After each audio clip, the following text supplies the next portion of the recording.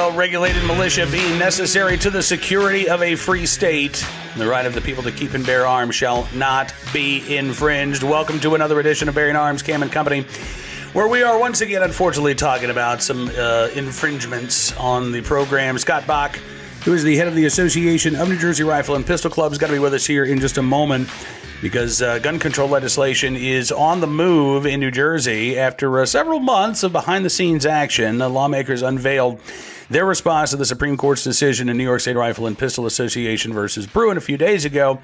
And yesterday, this gun control legislation got approved in committee very swiftly after it was formally introduced. 3-2 party line vote. And Scott Bach is going to tell us all about the hearing as well as the disturbing details of New Jersey's response to the Supreme Court decision striking down New York's May issue concealed carry laws. Take a look and a listen. Scott, thanks so much for coming on the program today. It's good talking to you, sir. Cam, it's great to be back.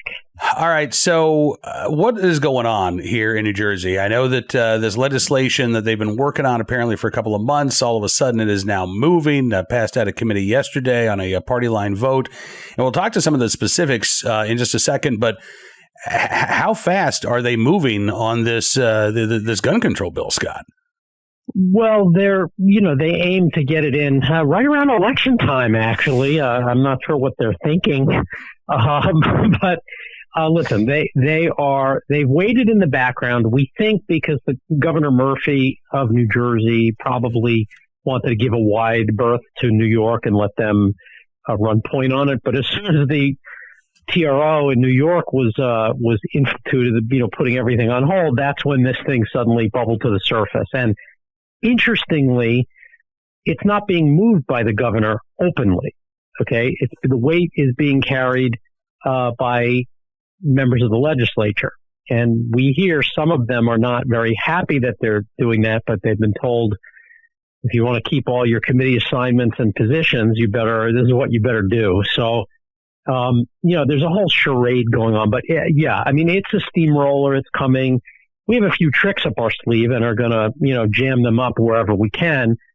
But this is going to wind up in the courts, and we are ready. I can tell you my organization has been ready before this happened. I mean, we knew this was coming eventually. And listen, this is, as I've said repeatedly the last few days, this is a big middle finger to the U.S. Supreme Court from New Jersey lawmakers. And that's what it is. The bill, what it does, Cam, is it tries to do an end run around carry. Now that the state of New Jersey is forced to issue carry permits, they're trying to change what it means to carry. And just bottom line, the bill is 33 pages long, okay? But its net effect is to defeat carry a different way, okay? It's by, they want to essentially name everything a gun-free zone and, leave very little. And you can't carry in a gun-free zone, and you can't carry anywhere where a gun-free zone exists. And interestingly, the sponsor was grilled by Republican members of the committee yesterday, and one of the questions he was asked like 3 or 4 times was, "Well, we see where you can't carry from the text of this bill, but where can you carry?" He refused to answer. Every time, Cam. Really? Every time. Yes, he absolutely. It's on the audio, the official state of New Jersey audio. Anybody who wants to, hear the recording of the hearing can do that. We're probably going to have it transcribed. Oh, excellent. Well, yeah, because let's talk for a second about where you can't carry under this bill. And just like New York, all private property by default is a no-gun zone, right? Yeah. You can't carry in a park. Okay. All public transportation is a gun-free zone. But what about your private car, Scott? Gun-free zone. Okay. And by the way, when you drive to your parking lot where you ostensibly can carry, guess what? Parking lots are gun-free zones too. Parking lots. Horseback? Can you carry on horseback? I'm not going to answer that one. I mean, maybe it depends where the horse is.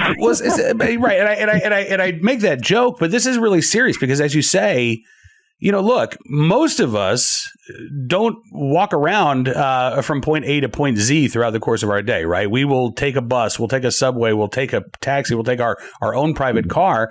But under these gun-free zones in New Jersey, as you say, where can you carry unless you are walking down perhaps a street somewhere? It sounds like that's basically the only place that New Jersey is going to, I won't even say recognize, going to give you permission to exercise your right to bear arms in self-defense. Yeah, I'm not even going to give him that much credit because who knows? Maybe the street is deemed public property, or right. It may be deemed partly private property, so it's banned unless there's consent, depending on who owns it. And if it's public property, it's banned. so let's not give them more credit than they're due. It's an end run. Okay, and it's a defiant, fist-shaking, basically they're daring the Supreme Court. They're basically saying, we're going to do what we want. We don't respect the rule of law. What the Supreme Court says, they're paying lip service to Bruen. Okay, their bill contains wholesale, long provisions in it that appear to pay deference to Bruen. And, they've studied this carefully and they want to meet the requirements of Bruen, and it's important. We have to change everything. And then they go on to basically create a giant patchwork of gun-free zones, of carry-free zones. And, I mean, it really is the net effect. It also does other stuff, Cam, other than, the zones, which we can talk as much as you want about. But, you have to have insurance in order to exercise your rights under the bill. So, and not only that, but you have to have proof of insurance with you. It's a crime if you're carrying without that proof of insurance. Now, who knows if anybody is going to underwrite risk in New Jersey like that? Right. Right. And frankly, it's going to be difficult for folks to find access to those insurance policies. B, folks who live in high crime neighborhoods are going to be subjected to higher policies, which is going to, I think, have a disproportionate impact on lower income New Jersey residents, those on fixed incomes, and frankly, those who probably need to access their Second Amendment right of self-defense more so than somebody who lives in a gated community. But regardless of all of that, it seems to me, Scott, that's a pretty unconstitutional provision. I mean, no other right that we possess are we required to carry insurance policies. We don't have to walk around with, libel insurance before we exercise our First Amendment rights. At least I don't think that's the case in New Jersey, is it? Not yet, but don't give them any ideas, Cam. Don't say it too loud. Yeah. And again, I mean, all of this taken together, Scott, it's so crystal clear that, as you say, not only is this a middle finger to the Supreme Court, I would add it's also a middle finger to responsible gun owners in New Jersey. Well, you hit the nail on the head because, listen, here's what becomes apparent when you study the bill, okay? And there's all this rhetoric in the hearing, about how, this is about keeping New Jersey safe and keeping our citizens safe. And what that really means when it comes down to it is they view armed, trained, responsible, law-abiding citizens as the threat. Mm-hmm. Gun owners who are qualified carrying is the threat they're trying to protect against. They're not trying to protect against murderers, rapists, and robbers. They're not trying to enhance your right to defend yourself. They're trying to limit. I believe this, Cam. They honestly view honest citizens carrying guns who are trained and qualified and certified as the threat. That is the threat to public safety they're trying to protect against. And I said that in the committee hearing. They just stared blankly at me and, let me do my thing. But, by the way, the bill also would prohibit carry in public housing. So if you happen to live in public housing, you can't even carry in your own home.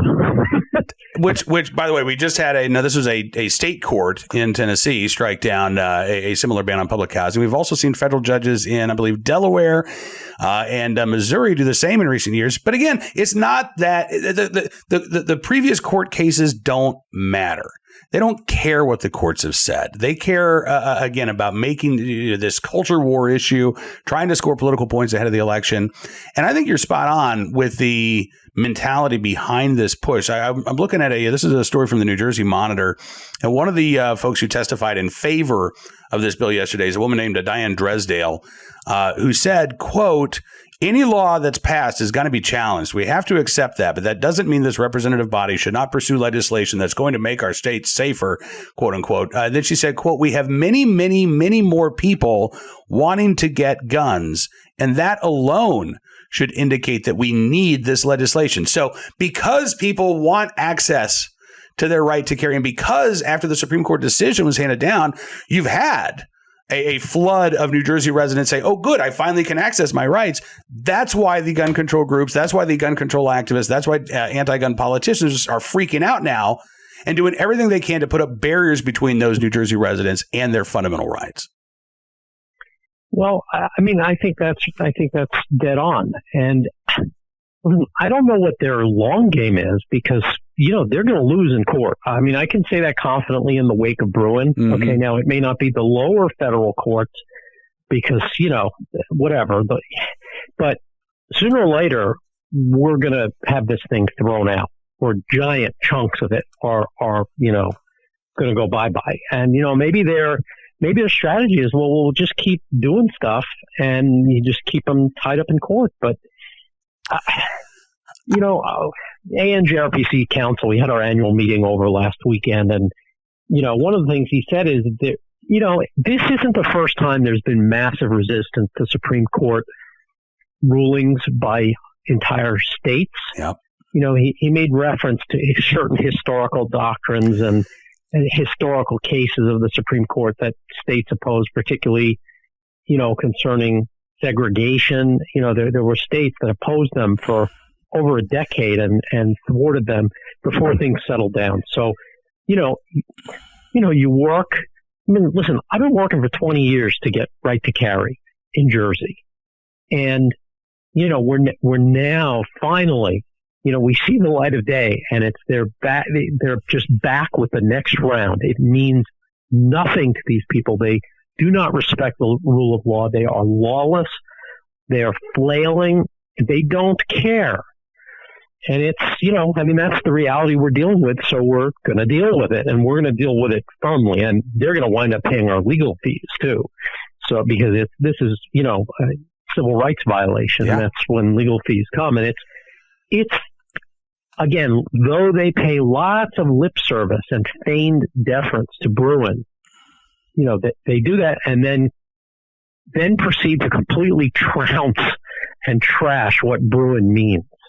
I mean, Bruin makes it clear, that sensitive places apply to places, it's a very narrow class of places, where government activity goes on. Mm-hmm.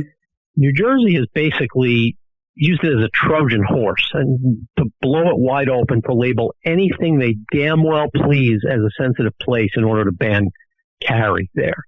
That's not going to fly. I mean, it's it may have to shake out in the lower courts too. Again, we don't know how lawless the lower courts are going to be, but we're prepared to take it right back to the U.S. Supreme Court if we have to and smack them hard.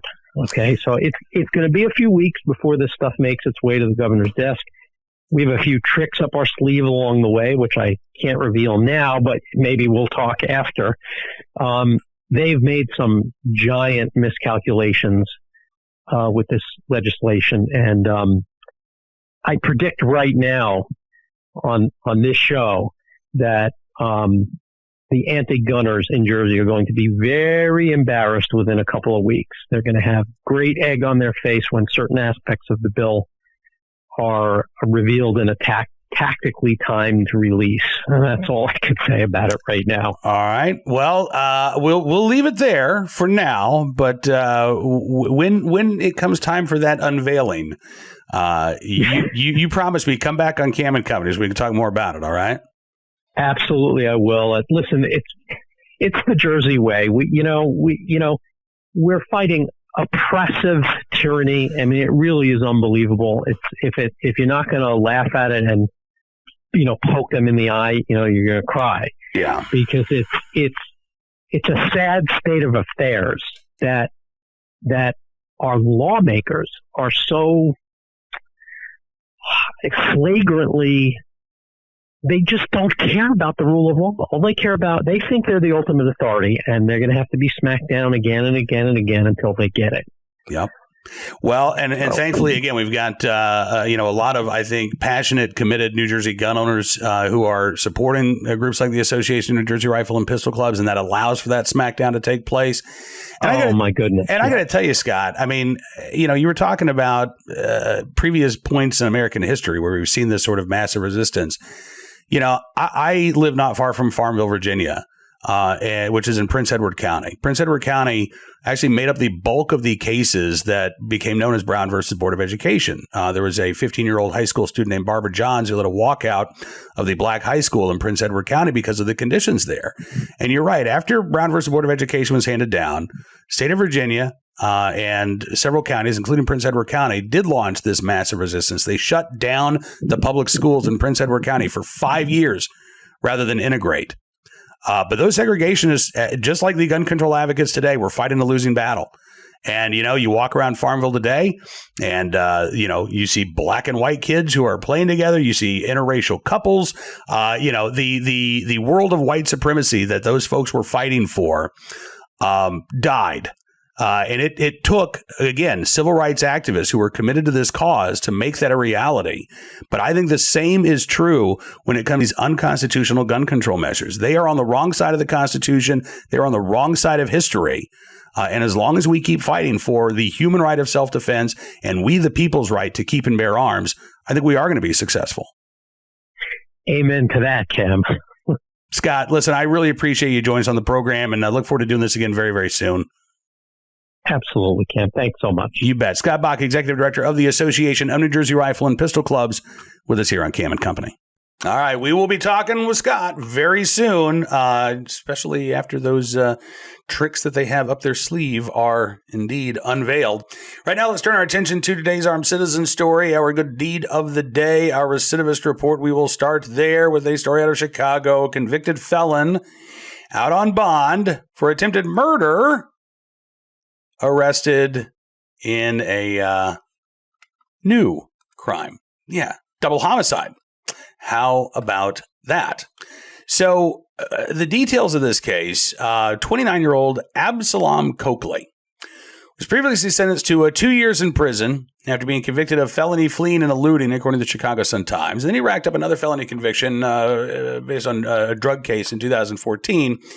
He was placed on probation in that case, but even though it was 8 years ago, the case, according to the assistant state's attorney, remains, quote, open and pending because of his repeated probation violations. He was also charged with attempted murder in 2016 for allegedly shooting a man during a robbery.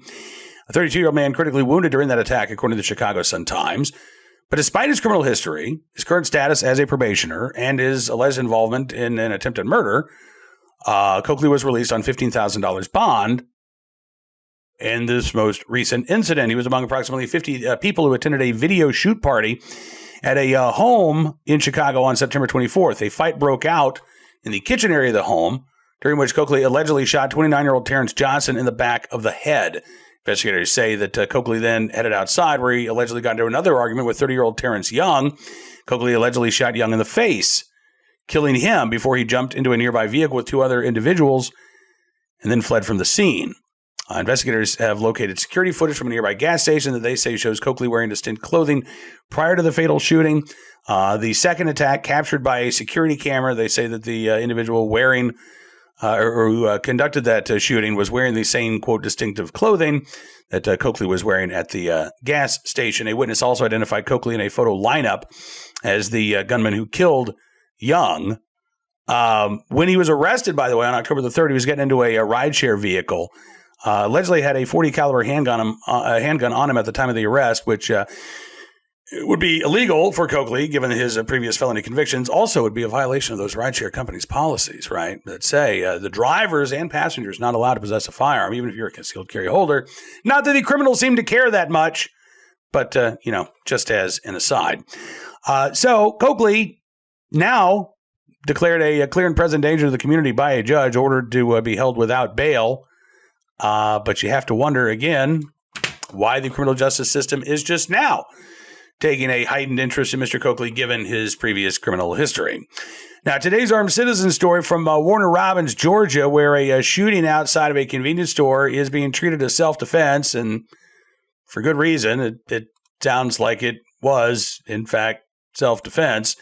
According to local police reports, there was a incident Saturday morning. Actually, I guess Saturday afternoon, just after 2 p.m. Warner Robins police say that 22-year-old Tamar Lewis was shot, later died at the hospital. But investigators say that Lewis actually had approached another man and started firing at him. And then that man returned fire, striking Lewis, ultimately killing him. The victim in this case ran away after shooting his attacker, called 911, is apparently cooperating with authorities. And right now, police say that the shooting is being treated as a case of self-defense. Finally, today's not armed citizen story, we just did that. Today's good deed of the day, in the right place, at the right time, willing and able to do the right thing. A Connecticut man who saved his neighbor's grandchild from a bear attack over the weekend. That's right. Yeah, this was, where was this? Morris, Connecticut. Jonathan Digmas says he heard screams from his neighbor's home on Sunday saying, "Help, help, help." And he said, "I heard this 10-year-old boy screaming, 'Bear, bear, bear.'" So I knew right then, he said, that the bear must have gotten a hold of him. Digimus says he had seen the black bear on his property just a moment before he attacked the 10-year-old who was visiting his grandparents next door. And Jonathan Digmas says, first thing I found was a steel pipe, picked it up, threw it at the bear. I struck it in the head. My neighbor and my neighbor's wife brought the little boy, their grandson, inside. He was bleeding from his foot, had claw marks all over his back. The boy's grandfather, apparently is confined to a wheelchair, had been trying to fight off the bear, which is estimated to be about 250 pounds. Digmas says the bear tried to drag him through the yard and into the woods. So luckily, my neighbor did strike the bear with a crowbar first. Connecticut State Police and the Department of Energy and Environmental Protection responded to the attack around 11 a.m. on Sunday. The 10-year-old boy taken to a local hospital with non-life-threatening injuries. The black bear was euthanized. This clearly could have been much, much worse were it not for the quick thinking and the fast actions, not only of the boy's grandfather, but of Jonathan Digmas as well. So, again, in the right place, at the right time, willing and able to do the right thing. We thank Jonathan Digmas for his very, very good deed. Now, that is all the time we've got for you on this edition of Bearing Arms Cam & Company, but I do want to thank you for being a part of the program. We'll be back tomorrow with another edition covering the latest Second Amendment news and information from across the nation. But make sure you check out BearingArms.com in the meantime, because we're constantly updating the website with news you need to know about your right to keep and bear arms. And if you like what you see, I would always encourage you to become a VIP member as well. Just go to BearingArms.com/subscribe, use the promo code GUNRIGHTS, and you can get a significant savings on your VIP membership. We really do appreciate your support. It means an awful lot to us. So we're going to say thanks to our VIP members by giving you exclusive content, news stories, and analysis you won't find anywhere else. So thank you again. We really do appreciate it. Look forward to talking to you again tomorrow. Until then, be well, be safe, and be free.